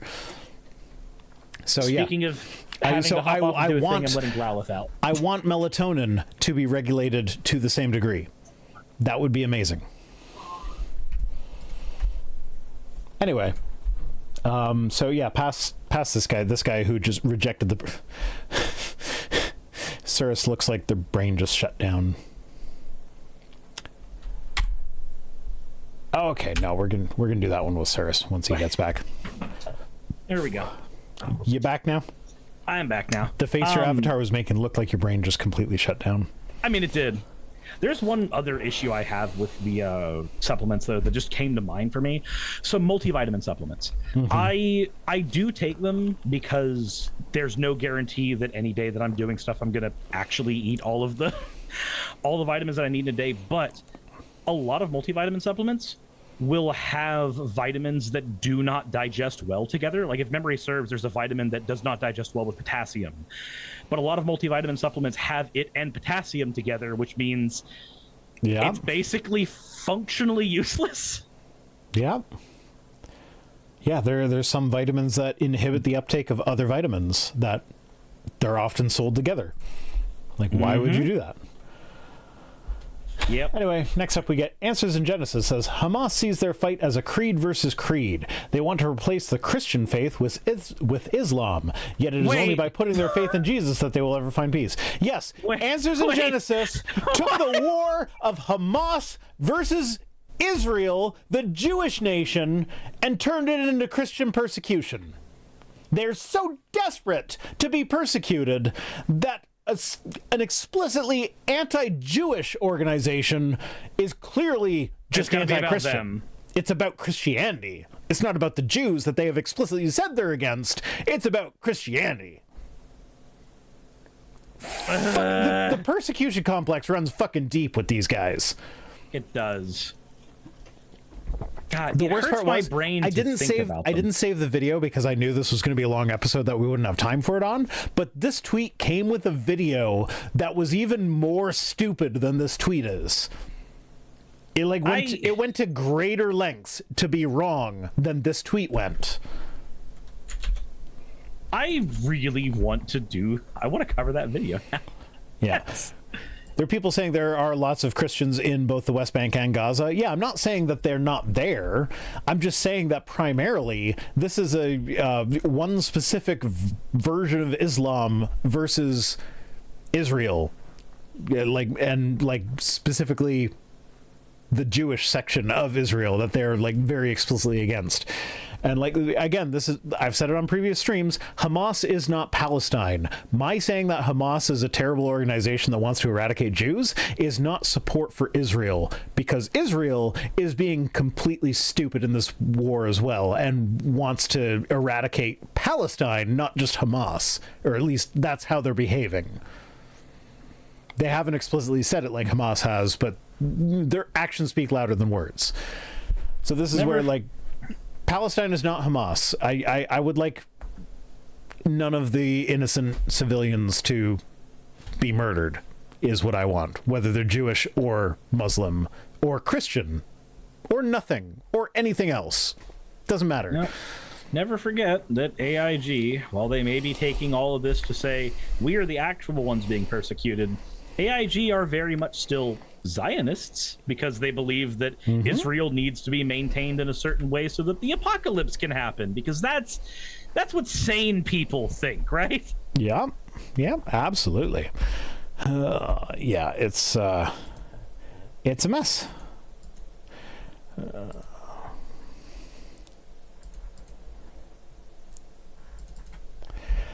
But yeah, anyway.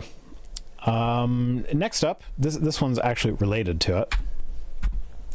Baby Blue, this was on Threads, says, Christians want to be oppressed so bad.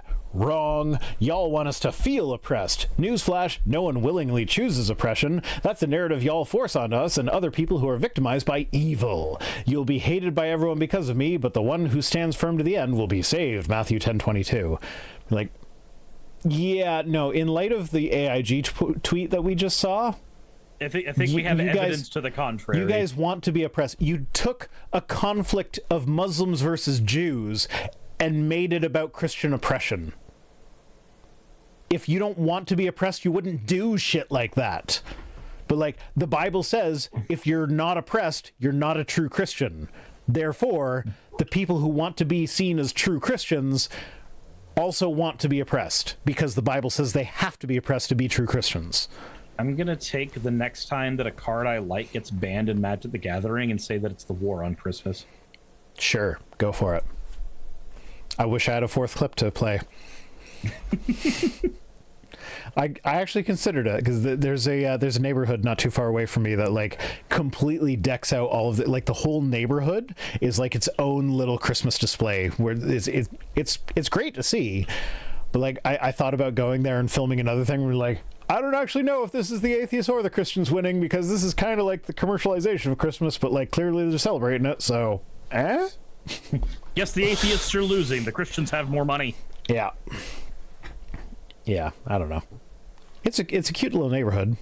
There's a Pentecostal church right at the end of it, so I'm wondering if like all those houses are owned by like the higher ups in that church. Oh, that's depressing to think about. See, it's depressing to think about, but it's one of those things where it's like, it could be, but it also might not be. It's super depressing to think about, because like, Pentecostalism is so it's one of the more culty branches of Christianity. Yeah. So you're just thinking of like somebody getting into one of those houses and then deconstructing and then suddenly being homeless. Yeah. Anyway, Wade Thomas says, atheists believe human life should be preserved, but can't account for why. Why is because this is the only fucking life we have. At least the only one we have evidence for. Right. And so I want to make it as good for everyone as possible. I could just go one step to the left of that. I don't have to have a why. If it's a good thing and I'm advocating for it, that's all that fucking matters. Yeah. Like, sure. I recognize that having a why is better, but these are the same goddamn people that when you bring up the fact that God commanded and committed genocide in the Bible, they will defend that by turning immediately to secular morality to say, oh, well, that's because the Canaanites were really bad people, or that's because every intention of man's heart was wicked before they flooded them out and killed them all. It's like, yeah, that's consequentialism. That is atheist morality. That's ours. That is not divine command theory, where it's good because God said it's good. That is our version of morality, where human flourishing is the good thing, and you're just claiming that God's actions will promote more flourishing later, even if it does. Because, like, I will fully admit, an all-powerful being is the only person, or like an omniscient being is the only being that is capable of understanding, or like being able to see which culture could be eradicated and would bring about a greater good.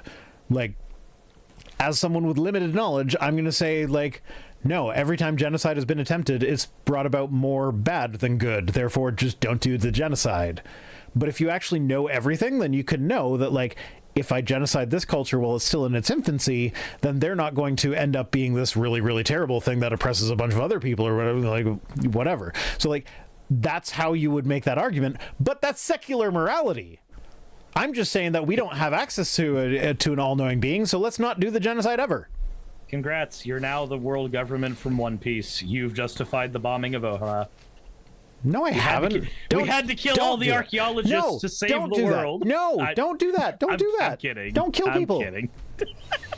Killing people bad. Killing people bad. Vice Rhino's morality in a nutshell. Perfect. Except for certain Supreme Court justices. No, that's a joke. That's satire. Funny joke. Parody. But it is really weird that it hasn't happened more. I know, right? It's almost like the left isn't the ones that are advocating for violence. You'd think if we were, there'd be more bodies. Oh, wait, sorry. Yeah, because, like, the right only counts our body count when it's fetuses. Yeah, no, they ignore the dead abortion doctors. Axo in my chat. Sir, that kills people. Look, I had a craving for hands. I had a craving in my tummy that only hands could satisfy. Oh, Natalie Jean Beisner said, yeah, that's a wall of text. Says, this is about sex. Says, not feeling like it isn't a good enough reason to not have sex with your husband. No, yes, it is. It is. It's a perfectly valid reason. And man, here's the thing.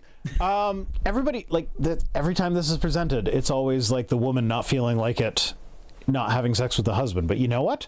There have been times when my partner's been like, hey, you want to come stick your dick in me? And I've been like, no. I mean, like, yes, but no, I'm not feeling it right now. Sometimes you come back from the gym and you're just tired.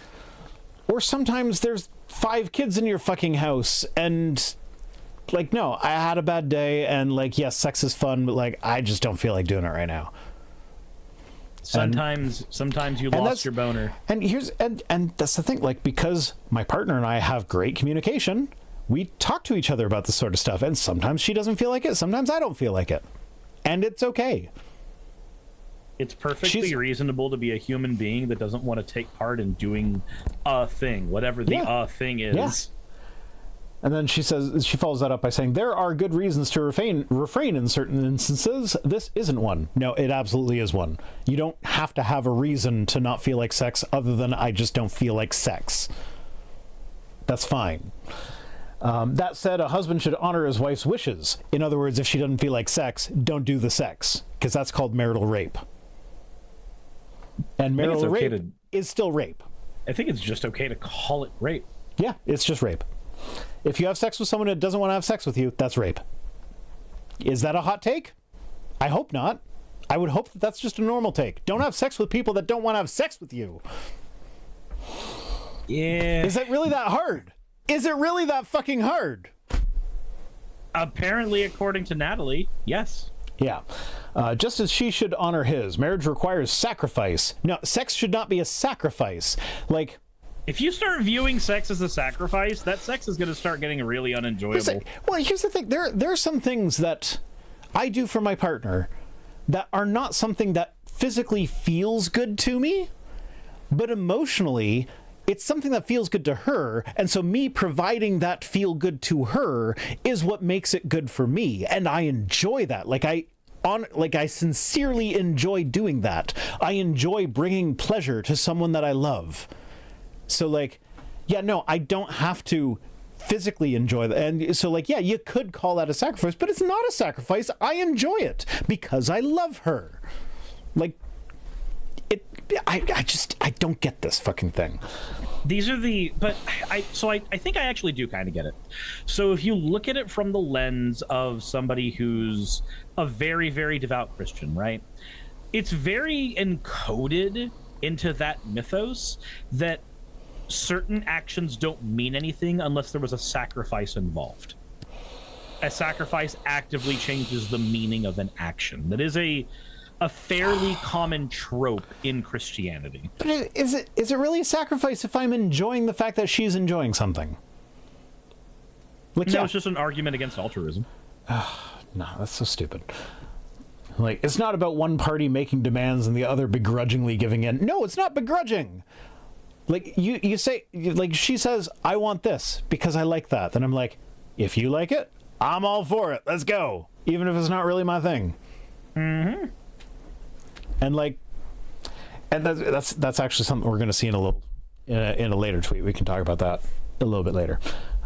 It's about loving sacrifice, laying down your life for your wife, respecting your husband. If both parties approach this or any issue with that in mind, then nothing. So this is just a bunch of sophistry that is justifying marital rape. That's all this is, and it's stupid. So fuck you, Natalie. And it's also justifying dying.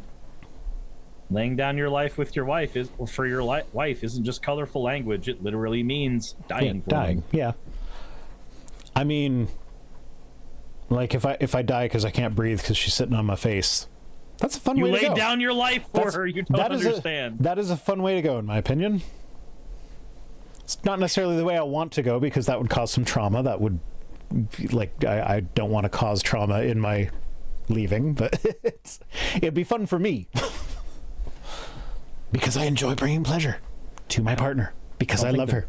I don't think the death part would be fun, though, unless you're into that. Like, yeah, I mean, a certain amount of asphyxiation is.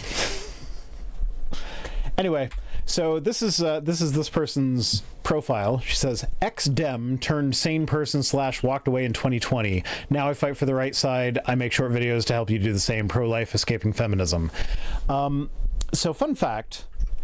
I didn't do an extensive search of this person. I'm not like trying to dox them. I wasn't doing my, like, I used to be a debt collector, so there are some tools that I'm aware of to like find information on people that people would not necessarily want to be found. Mm-hmm. I didn't use those tools. I just did some basic searching. This person has a bunch of different social media accounts like Facebook, Instagram, Twitter, Threads, all that. There's nothing that they have publicly posted before 2020. So there's no evidence that they were ever actually a Democrat. It's just suddenly in 2020, I'm an ex-Democrat. Why I left the left will never not be a profitable And you'll grift. see, like, this is from Twitter. She joined Twitter in 2021. So, like, I joined in 2021 and said I'm an ex-Democrat as of 2020. That's convenient. Oy, oy, oy.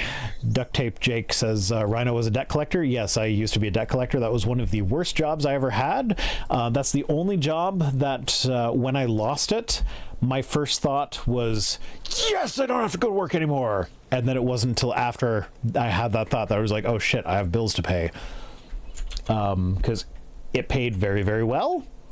But it was a very soul-sucking job. And I don't believe in a soul, so that's saying something. It certainly says something for how profitable a business has to be. Lekis Cool says, have you done a reverse image search? No, I did not do a reverse image search on her.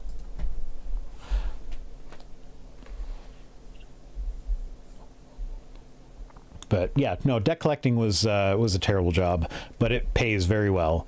And I did it for a year, and I was not very good at it because I can't be mean to people. You don't understand. I need you to sell the farm. Please. My boss will fire me if you don't. Yeah, no. So eventually they moved me from third-party collections to first-party collections, which is third-party collections where you're like, I'm calling from this agency. Your Bank of America card has been sold to this agency, and if you don't pay us, we will sue you. And yeah, so that's the third-party collections. Because I was so terrible at that, I got moved to first-party collections, which is, I'm calling from Bank of America to remind you to pay your credit card bill that's 2 days overdue.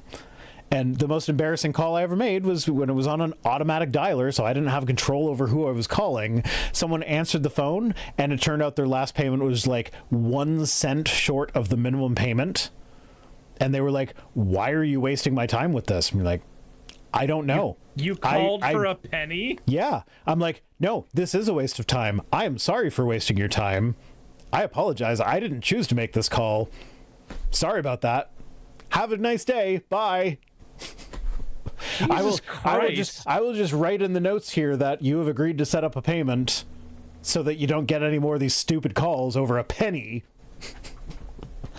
Yeah, no, I was so happy when that job was done. I would be too. Holy shit. Yeah. That's how I felt when I lost my job at the Windy City Call Center. Onai Reynard says, having a conscience is a liability in debt collection. Absolutely, it was. But like, even as someone with a conscience who was bad at it, it's still paid fucking really well. Okay, this was a meme posted by some some anti-abortion account. I didn't feel the need to shout them out, so I just took their meme. They say, abortion is not healthcare because pregnancy is not a disease. One of the headlines that I didn't say that we were skipping today that I actually did have to skip was the Texas one, where the lady had to sue to get a life-saving abortion, and the Supreme Court in Texas was like, no, you don't get life-saving healthcare because that's a baby, even though the baby's gonna die for sure, 100%. There's zero chance of it living, and if it survives the birth process, it's just going to die a very painful death. So clearly the moral thing to do is to end it now while it can't feel anything and allow you to potentially have future kids, because, oh yeah, also this could potentially, like, having a baby in this way could potentially destroy your fertility, and you wanted this child. Yeah, I covered that story, and it made me angry. It's healthcare there. It's such a fuzzy line between when it's healthcare versus when it's a convenience that it's impossible to tell unless you have all the information of every single scenario. So the best thing you can do to make sure that women have access to healthcare, or pregnant people have access to healthcare, is to just let it be a decision between them and their doctor instead of getting legislation involved. That's it. It's that simple. Just let it be a decision between them and their doctor. And as we saw with the Supreme Court taking up the mifepristone thing, it's not about states' rights. It's not about women's health. It's about controlling women. I want to stop them from being able to access these important medical procedures. Anyway, let's move on before we get more angry. I love living in America. The feminist turned housewife or something. I don't know. Can't see the rest of it. It's a fucking personality for these people. Why? Yep. Says, imagine thinking that you can love someone, care for them, be attracted to them, be a match on everything, but then somehow believe that you won't match sexually. That happens all the fucking time. Yeah. That'd be like, imagine falling in love with someone, but then finding out that, like, they really like steak and you hate steak.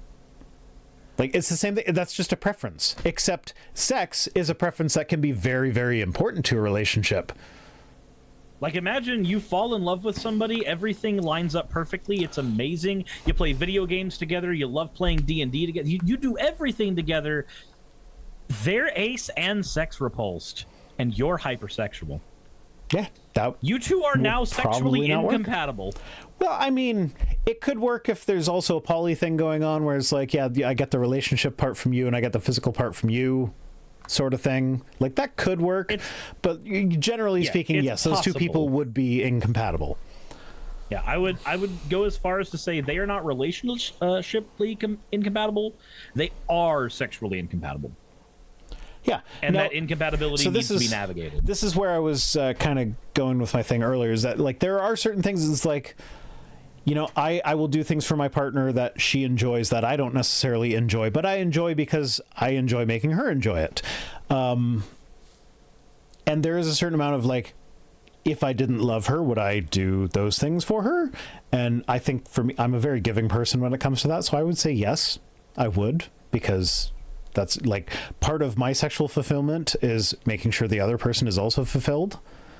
But then it's like, there are certain aspects of that where it's like, if she asked me to do such and such, I'd be like, no, I'm really not into that. And that's not like, if she was into like shit play, like, no, I can't do that.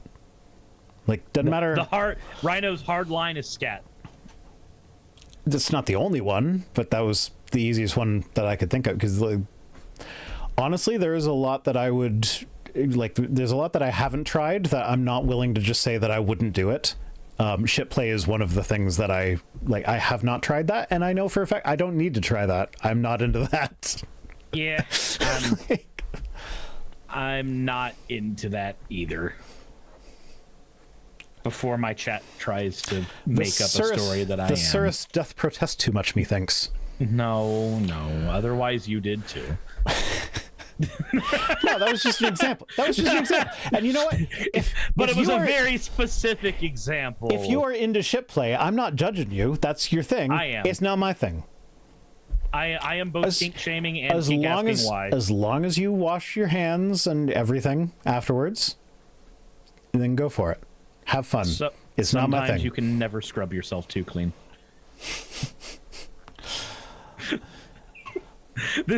I am perfectly okay kink shaming you on scat. I'm not, because some people are just into it, and it's not my thing. I don't understand it. I don't know how you could be into it. So if you are into it, you're not the sexual partner for me. Here's my logic behind it. If you can take that shit, you can take my shit. Yeah, maybe they want to take your shit, Surus. Did you ever consider that? Not like that. Well, that's what you said. That's what you fucking said, man. The words fucking and shit are too close together in all these sentences, and I'm not comfy.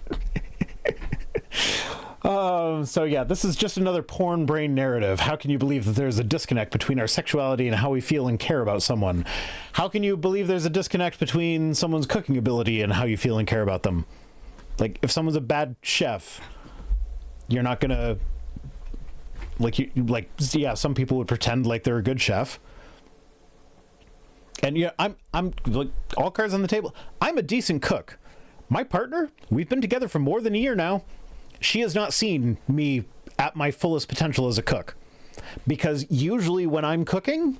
You're not even in your final form. No, usually when I'm cooking, it's a matter of, like, her kids are here, and we have 5 kids, and there's, like, 3 of them are yelling at me that they're hungry every 2 seconds, and I'm just trying to get it fucking done, and it's getting late, and it's 6:30, and if the food takes longer, then they're going to be up later, and I need to work tonight, and she needs to work tonight, and like, I just need to get the food done, so I rush it, and then things are burned, and like, whatever.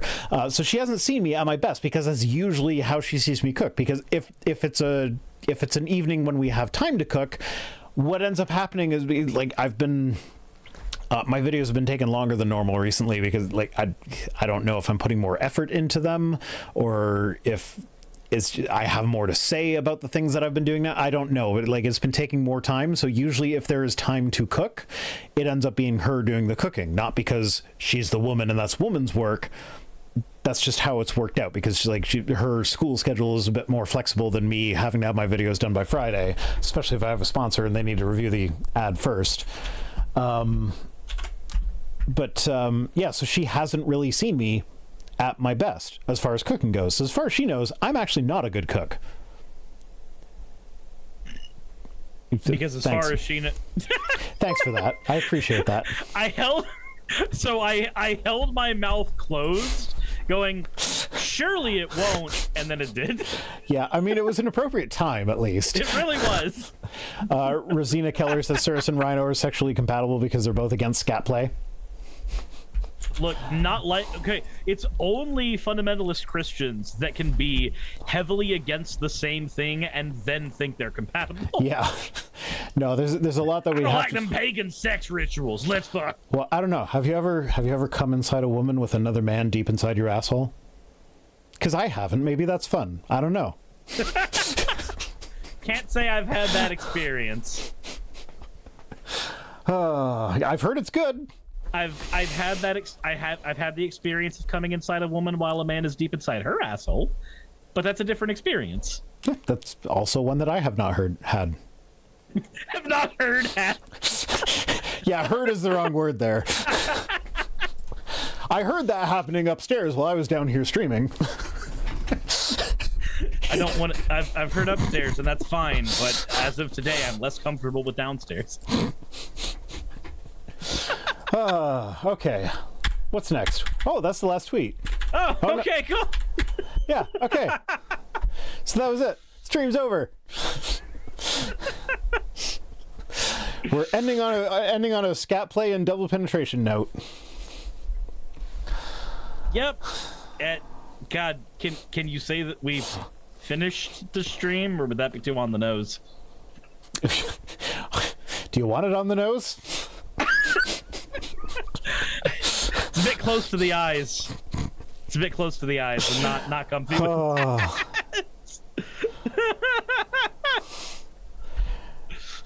Oh yeah, some Brenna says, I guess no case orbs. So yeah, there was a case orbs tweet that I wanted. Again, we're almost an hour overtime right now, and that's just with all this. But there was a case orbs tweet where he tweeted out the video from the White House where they had that like cute little tap dancing Christmas video, and he was like, "Ugh, they're so depraved." The gays in the White House. Can you imagine what they're doing? And I'm just like looking at him like, what is depraved about? Like, why is this like? I forget exactly what he said, but it was like, this is degrading Christmas. I'm just like, a cute little tap dance set to a jazzed up version of the Nutcracker, a very Christmassy thing with Christmas imagery everywhere, an advent calendar, which is very explicitly Christmas trees all over the place. Like, it's just a Christmas thing. It's a cute little Christmas. Do you remember Melania with her tampon trees and then her going on a podcast later being like, I fucking hate Christmas. I fucking hate that I had to do that. Fuck Christmas. Like, and you're saying that a cute little Christmas tap dance to a classic Christmas thing is like making a mockery of Christmas or whatever he said? Remember, these are the same people that have an all-powerful God who takes the most snowflakey offense to everything. Yeah. Anyway, so my partner's already in bed because she wasn't feeling well. So I'm thinking after the stream, I might. There's a game that I found on Steam that was available for free. I might stream a little bit of that. What's it called? It's Bloody Hell. It's a free game that was apparently made by students, and I played like 10 minutes of it, and it was kind of fun. Nice. And I was like, it's kind of like, it's an appropriate theme for my channel, so I might stream a little bit of that before I go to bed. So I just got a Steam Deck or Stream Deck, and I learned that you can do a console port to World of Warcraft on it. So nice. So yeah, that might be what I'm doing, but that'll be Twitch only. So if you're watching on YouTube, go to twitch.tv/ViceRhino to see that. And yeah, as always, fuck off.